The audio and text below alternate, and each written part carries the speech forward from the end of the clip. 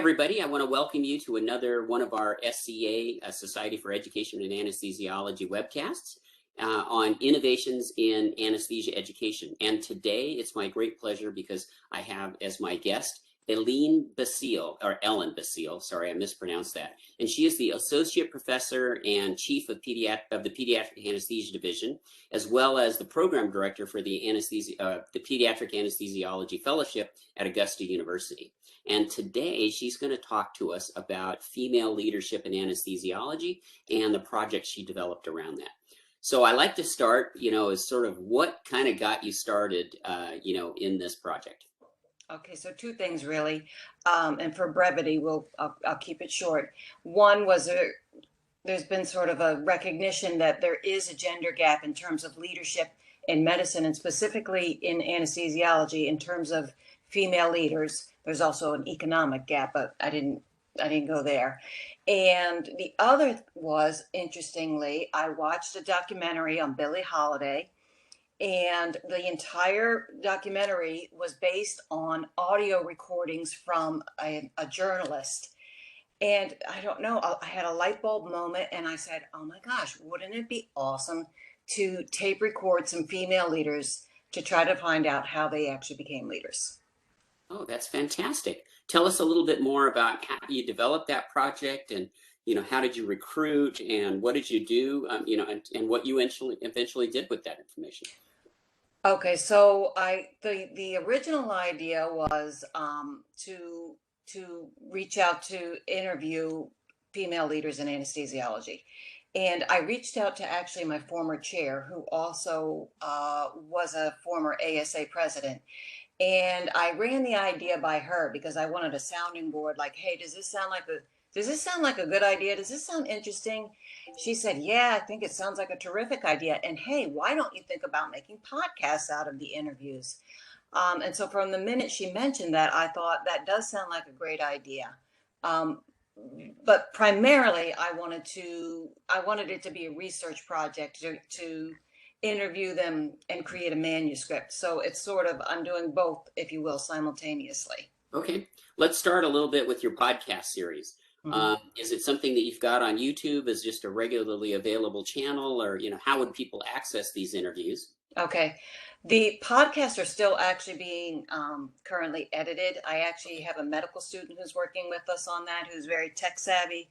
He's going to be the one who's producing them. And I made an executive decision that we are not going to release the podcasts until after the completion of the manuscript and actually hopefully an acceptance of the manuscript in a journal.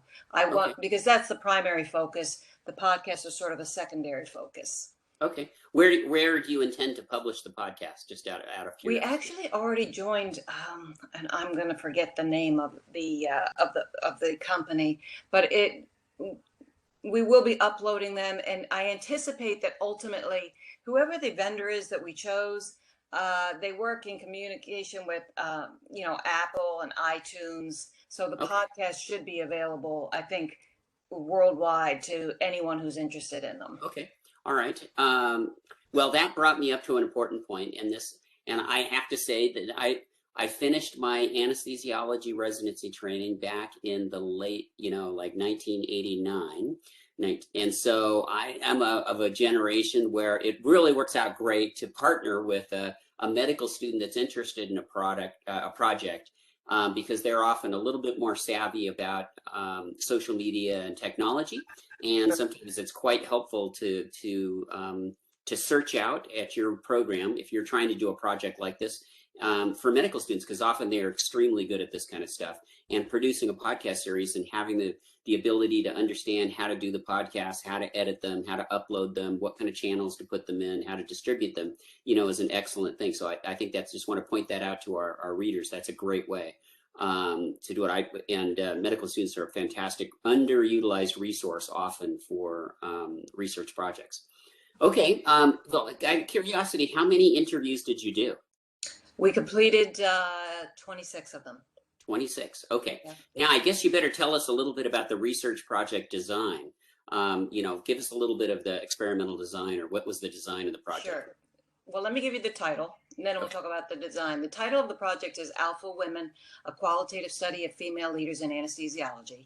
Okay. And actually the podcast will be titled Alpha Women of Anesthesiology.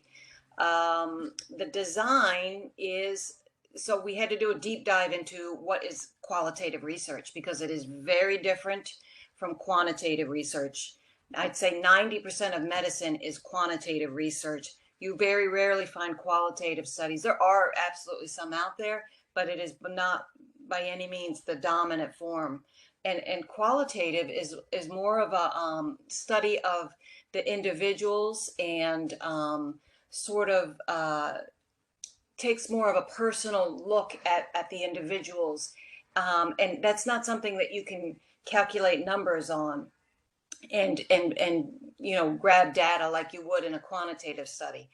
Well, I'll kind of point out, I'll say that you do see a little bit higher proportion of qualitative research studies in education research.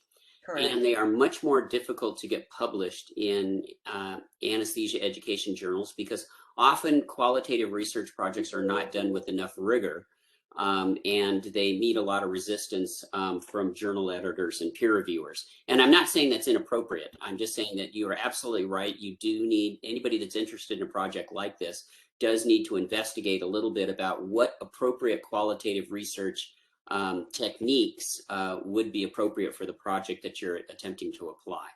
So why don't you tell us a little bit about that, about what was your quantitative research technique that you were going to use? So specifically the technique we're using is called constructionists. I hope I'm pronouncing that right, or constructivist. Mm-hmm. It's constructivist. And I want to be very clear.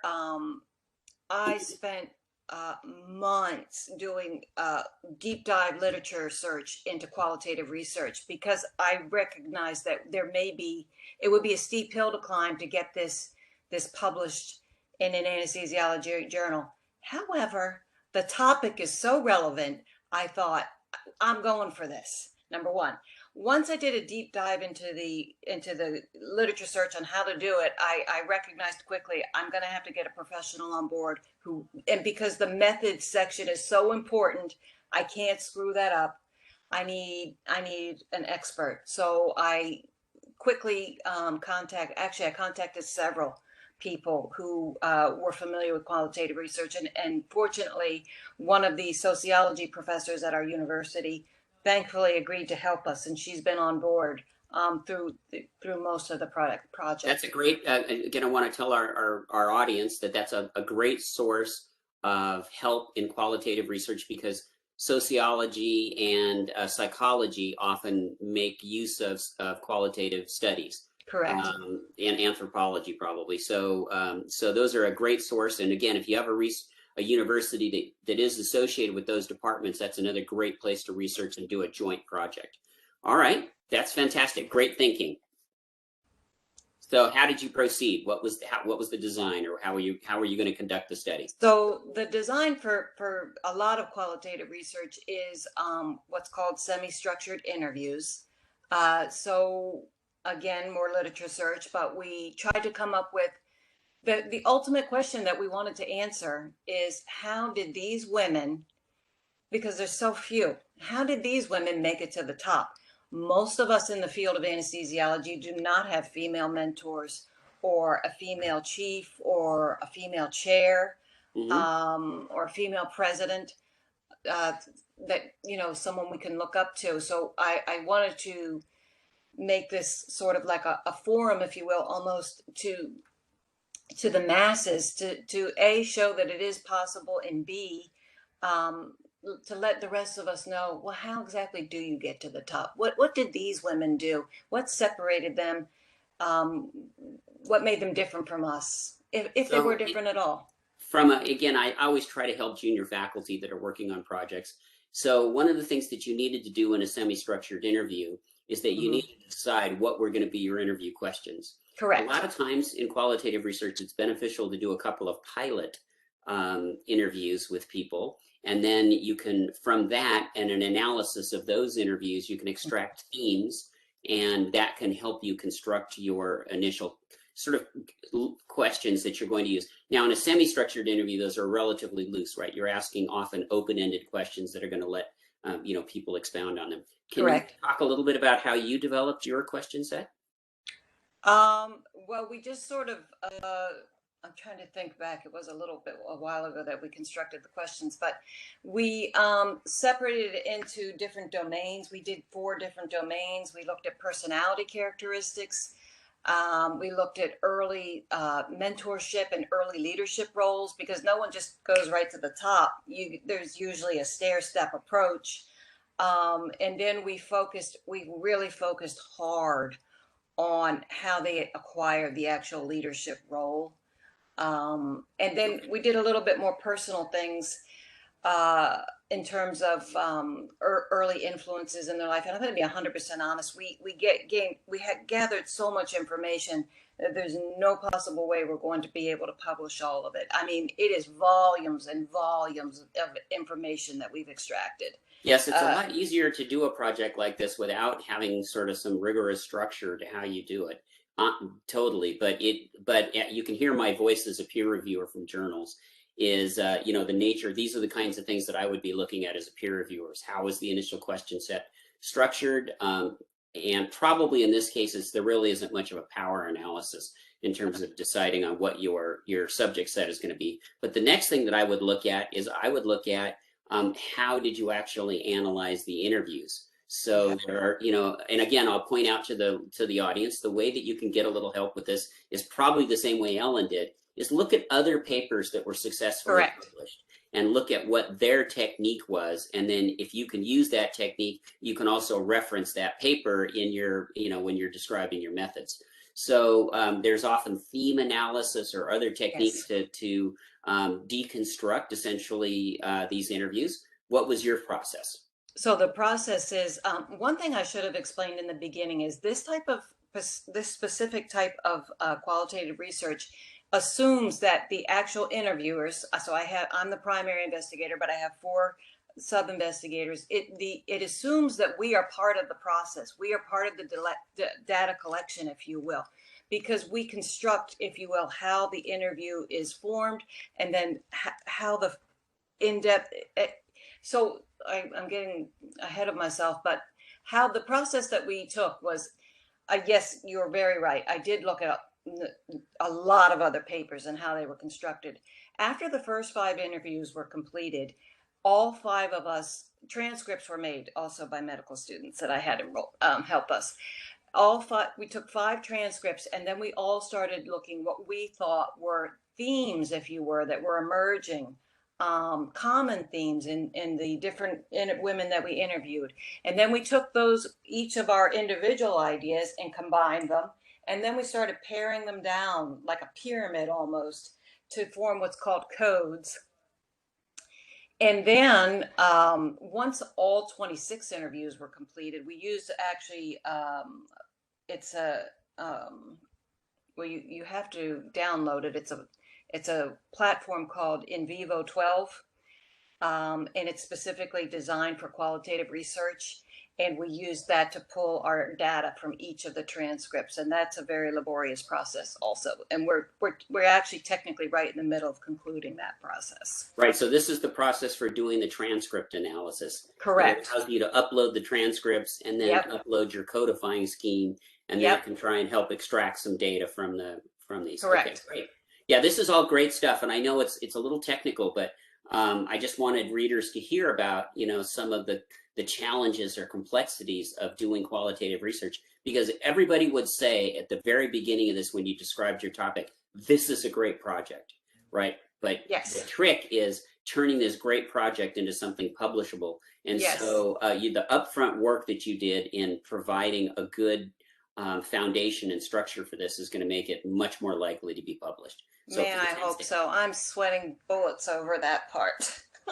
Well, so far, I guess since you're in the thick of it, is there anything that you can share that you think you've learned so far about this? Yeah, let me say this. I want to be totally honest with you, and this is just my nature. I probably shared too much.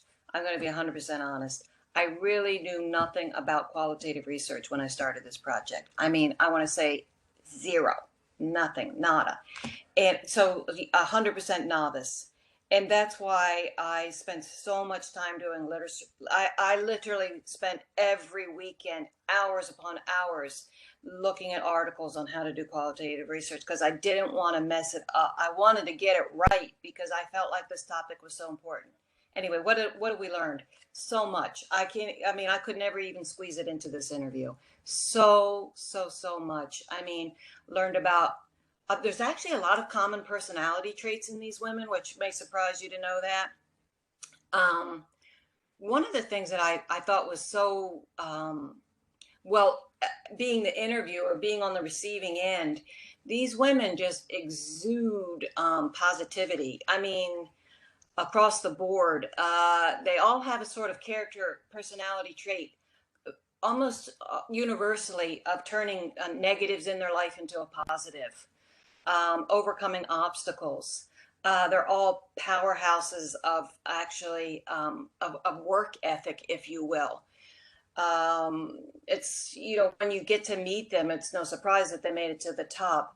Another thing that I would say that is profound, that isn't talked about very much, I think because people don't realize it or know about it, is something called sponsorship, which is very, very different from mentorship.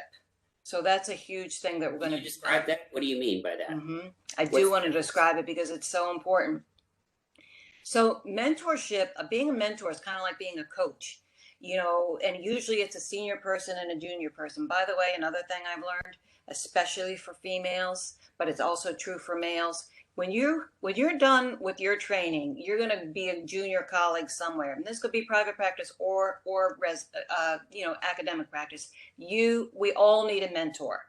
I've been out 11 years. I still need a mentor.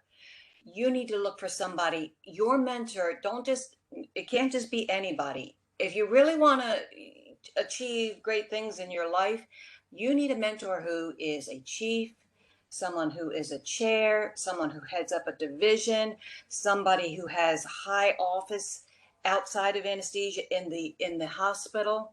And I say this because those are people who have power. Those are people who have authority. Those are people who can make things happen.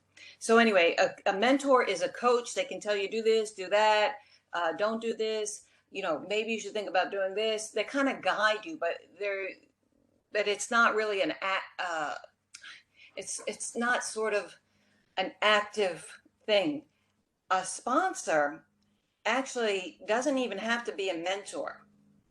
A sponsor is somebody who ideally they do know you, and they say, hey, this chief position is going to be opening up, and I think you would be great for it.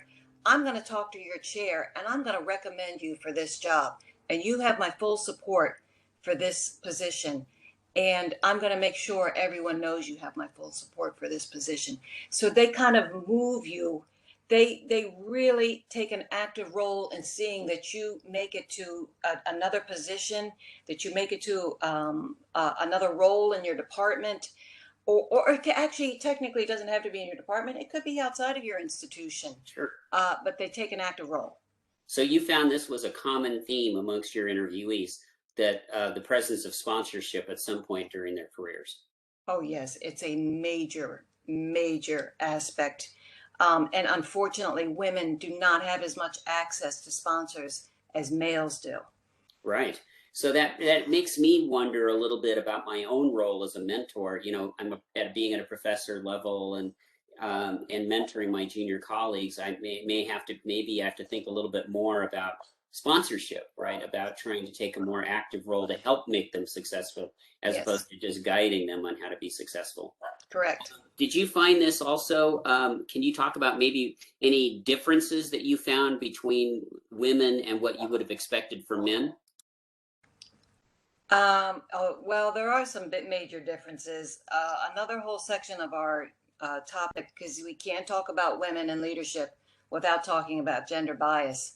And actually, the fascinating thing, because we just organized our codes, if you will, so our themes, we literally just pulled all of our excerpts codes by the theme, and the one that, and this surprised me, the one that we had the lion's share of excerpts for was under gender bias, because we asked each of our participants about it.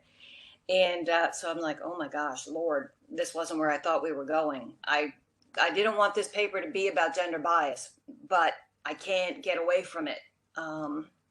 So there is going to be a section in the paper on gender bias. What did I, that's what I think would separate this from another topic, is it's out there, it's real, it still exists. We still have a little ways to go. Yeah, I mean, I can see, when you're talking about women, actually at any point, I'm sure there's, there's going to be aspects of this in terms of gender bias. Were most of the people, tell us a little bit about the demographics of these alpha women that you interviewed. Yeah. Were they mostly chairs, or can you describe a little bit about the demographics of the 27? Yes.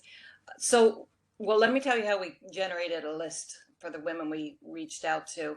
One, we looked at the ASA website. You can. There's all different things you can look at in the ASA, but specifically, I looked at ASA presidents. My chair actually shared with me a roster list of the southeastern chairs in the United States. And then I also reached out to the ASA Committee on Women in Anesthesia, and they supplied some names for me for our project also for us to contact. So that's how the list was generated. I reached out in total to 31 women. I would say around 60% of them are female chairs in the United States and Canada. And I was fortunate enough to be able to interview all 4 living there are a total of 5 ASA presidents, but 4 living, and I was able to interview all 4 of them. And then the remainder, which was around, I would say 5 to 6 approximately, were women who were presidents of national societies and or were major contributors to the field of anesthesiology. So that's the demographics. Yeah, that's great. And now, again, for our readership, or our viewership, that's another thing that the peer reviewer would be looking at in a paper is sort of how did you develop the people that you were going to include in your study. And so that's great. And the methodology and it looks like you've really reached out. So, that would be a great way to think about it is, do I basically going to survey every female chair in the United States is I'm going to include as part of my study, and then whatever other leadership positions you're going to put in, then looking at what percentage of people that responded and what's the demographics. Those are things that of your sample. Those are things that are going to want to be included in your paper. I noticed that you mentioned that they were very positive and turned negatives into positives. Yes. And, in terms of personality traits, that sounds to me like something that might be of any leader, or was there, was there anything else that you would say that were specific to female leaders compared to what you might see that a male counterpart, for example? Actually, I'm glad you asked that question because I'm not an expert, but in the bottom of every journal article, they point out their own weaknesses for the study. Right. And that is actually going to be something that I will recognize and acknowledge, is that I don't have a male comparison in this study. 100% of my participants were female. Right. So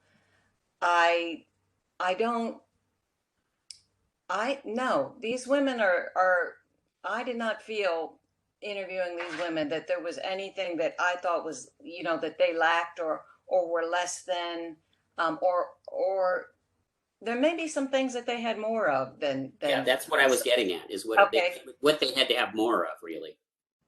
Possibly compassion, but I hate to even say that because that is considered a female trait, as opposed to it's called agentic, which means male trait. And it actually I did literature search on that too. What are considered male leadership traits versus female leadership traits? And actually, at the end of the interview, we had each of the females score themselves on 10 words, and I picked 5 female trait words and 5 male trait words. I'm still in the process of adding up and doing the analysis of those numbers. And actually, unfortunately, that's not even going to make the manuscript. It's because it's just, we got too much already going on. But I would probably say compassion would probably be one that probably, and organization and organized, that's also considered a female trait. And then maybe the thing that maybe the thing that they would score less on, but again, I didn't have male comparisons. And so that's something for someone that's the next study. Right. I think Yeah. another alternative study would be, and I don't know how you would find this, but it just occurred to me you could do the same analysis and on women that were not successful, Oh, and then try and find if however we define that. I don't know how we would define who's I not don't know how successful. you would either. And that's not Right, but something I would do. that's getting at the crux of it, right? Let's say a woman that went 30 years in her career and wasn't successful. Which of these traits did that individual lack in comparison to these other ones? But well, let's wrap it up by saying this then. Your takeaway. I mean, you interviewed 27 alpha women. 26. I think that one of the big takeaways is mentorship and sponsorship Yes, it's to huge. be successful. But what is your going away advice to these young women in anesthesiology now that's going to help them develop their careers into successful leaders? Awesome question. Let me be succinct. Get a mentor who has high value position. Start networking. You've got to get involved in committees at either your department, your institution, and or our national organizations. Get a network. That is how you're going to find a sponsor who's going to help advance your career. You cannot do it alone. Nobody can. Those would be my two best pieces of advice. So our subspecialty societies probably, Yes. and then the ASA would probably be the greatest source of committees, and they're always looking for committee members. Yes, they Some are. of them Absolutely. require a little bit of sponsorship to get on the committees. I'll have to say that. But You know what, yeah, but though? that's I a want great to I source. want to interrupt you for one quick sec. You are right. On the national level, you do need sponsorship to get onto committee. It's actually very challenging to get on a national committee.